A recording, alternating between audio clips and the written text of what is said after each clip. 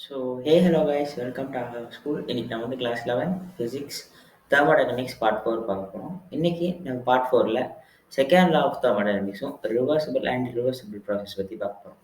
First law of thermodynamics பற்றியும் zeroth law of thermodynamics பற்றியும் நம்ம வந்து பார்ட் 3ல பார்த்துருக்கோம். பார்க்காதவங்க மறக்காமல் பார்த்துருந்துங்க. இன்னைக்கு நம்ம வந்துட்டு பார்ட் 4ல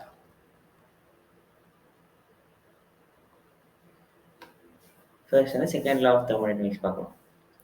First, our definition பார்த்துடலாம். The second law of thermodynamics states that any spontaneously occurring process will always lead to an escalation in the entropy of the universe.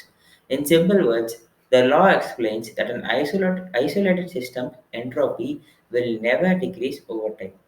அதாவது இதுக்கு வந்து ஒரு எக்ஸாம்பிள் எடுத்துக்கலாம். ஸோ இப்போ வாட்டர் வந்து ஹையர் கான்சன்ட்ரேஷன்லேருந்து லோவர் கான்சன்ட்ரேஷனுக்கு தான் move ஆகும். ப்ரெஷரும் அதே மாதிரி தான். ஹையர் கான்சன்ட்ரேஷன்லேருந்து லோவர் எப்பவுமே பேலன்ஸ் பண்ணுறதுக்கு ட்ரை பண்ணணும். ஸோ ஹீட்டும் அதே மாதிரி தான். ஹையர் டெம்பரேச்சர்லேருந்து லோவர் டெம்பரேச்சருக்கு ட்ரான்ஸ்ஃபர் ஆகும். ஸோ இந்த மாதிரி நிறைய லாஸ் இருக்கும். ஸோ இதெல்லாமே டிஸார்டர்ஸ் ஆஃப் நேச்சர் அப்படின்றத சொல்கிறாங்க. அதுதான் என்ட்ரோபி. என்ட்ரோபினா டிஸார்டர் ஆர் ரேண்டம்னஸ். அதுதான் என்ட்ரோபி அப்படின்றத சொல்லுவாங்க.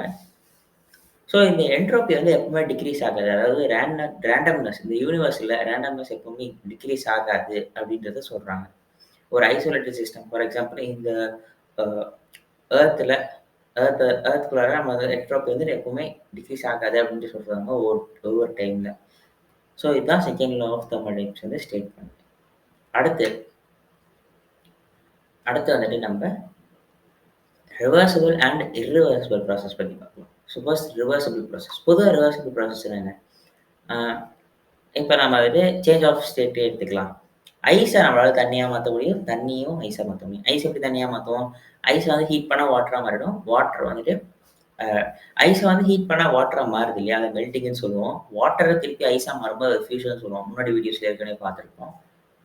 ஸோ இந்த மாதிரி ரிவர்சிபிள் ப்ராசஸ். இப்படியும் ஐஸ்லேருந்து வாட்டர் மாற்றலாம், வாட்டரையும் ஐஸாக மாற்றலாம். இதுக்கான டெஃபினேஷன் நம்ம படித்து பார்த்தலாம். Reversible processes occur when a system returns to its original state after being disturbed. So ஒரு சிஸ்டம் வந்துட்டு ஒரிஜினல் ஸ்டேட், அதாவது திருப்பி அதோட ஒரிஜினல் ஸ்டேட்டுக்கே வர முடிஞ்சா அதுதான் ரிவர்சிபிள் ப்ராசஸ் அப்படின்றத சொல்கிறாங்க.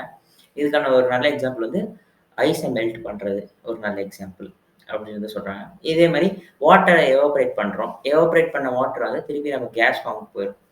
கேஸ் ஃபார்ம் போன வாட்டரை வந்து நம்ம கரெக்டாக கண்டெயின் பண்ணி வச்சோம்னா திருப்பி அது வந்து கண்டென்ஸ் ஆகி வாட்டராக மாறிடும். ஸோ இதுவும் ஒரு ரிவர்சிபிள் ப்ராசஸோடு எடுத்துக்கலாம். ஸோ அடுத்து என்னன்னா இர்ரிவர்சிபிள் ப்ராசஸ்னா என்ன? Irreversible processes cannot be reversed or at least cannot be reversed without the great expense of time and money. So irreversible ப்ராசஸ்னா ரிவர்ஸ் பண்ணவே முடியாது. அதாவது இங்கே ஒரு இமேஜ் கொடுத்துருக்காங்க அது மாதிரி. இப்போ நம்ம வந்து உடன் பிளாக்ஸ் வச்சு ஃபயர் ஸ்டார்ட் பண்ணி பேர்ன் பண்ணுறோம். Carbon di oxide and water vapour வெளியில் வரும், ஆக்சிஜன் இன்டேக்காக எடுத்துக்கும், இதை வந்து பேர்ன் பண்ணும். ஸோ இப்படி பேர்ன் ஆனதுக்கப்புறம் நமக்கு எண்டில் கோல் மட்டும்தான் இருக்கும், கறி மட்டும்தான் இருக்கும். நமக்கு வந்து இந்த உடன் பிளாக்ஸ் எல்லாம் இருக்காது. ஸோ இது வந்து திருப்பி அந்த கோலை உடன் பிளாக்ஸாக மாற்ற முடியுமானா மாற்ற முடியாது அப்படின்றது தான் நம்மளோட கன்க்ளூஷன். ஸோ இதுதான் இர்ரிவர்சிபிள் ப்ராசஸ். இதுக்கான இன்னொரு எக்ஸாம்பிள் என்னன்னா, ஃபார் எக்ஸாம்பிள் நம்ம வந்துட்டு இன்ஜின் எடுத்துக்கலாம். நம்ம பெட்ரோல் போடுறோம், கார் ஓட்டுறோம். ஸோ அப்போ வந்து பெட்ரோல் பேர்ன் பண்ணி தான் இன்ஜின் ரன் ஆகும். இப்போ இந்த பெட்ரோல் பேர்ன் ஆன பெட்ரோல் திருப்பி கொண்டு வர முடியுமா? கொண்டு வர முடியாது. ஸோ இதுவும் ஒரு இர்ரிவர்சிபிள் ப்ராசஸ்க்கான ஒரு எக்ஸாம்பிள் தான். அதே மாதிரி இப்போ நம்ம நிறைய ஆயில் ரீஃபைனரிஸில் பார்த்துருப்போம். நமக்கு வந்துட்டு பெட்ரோலியம் வந்து ரீஃபைன் பண்ணி ஏரோப்ளேனுக்கு தனியாக பெட்ரோல், அதுக்கு அடுத்த குவாலிட்டி பெட்ரோல் வந்து கார்ஸ் அண்ட் மோட்டார் பைக்ஸ்க்கு வரும்.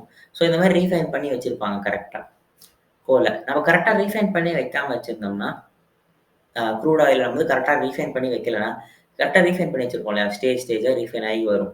இப்போ இதை திருப்பி நம்ம வந்துட்டு ஒரிஜினல் பேக் க்ரூட் ஆயிலாக மாற்ற முடியுமானா மாற்ற முடியாது. ஏன்னா நிறைய ஸ்டேஜஸ் ஆஃப் கன்வர்ஷனுக்கு அது உள்ள வந்து தான் அது வரும். ஸோ திருப்பியும் க்ரூட் ஆயிலாக மாற்ற முடியாது. அதுதான் இர்ரிவர்சிபிள் ப்ராசஸ். இன்னொரு எக்ஸாம்பிள் நம்ம எடுத்துக்கலாம். ஸோ இதுதான் reversible and irreversible processes. So that's it guys. Thank you for வாட்சிங். நம்ம வந்து பார்ட் 5ல கண்டினியூ பண்ணலாம்.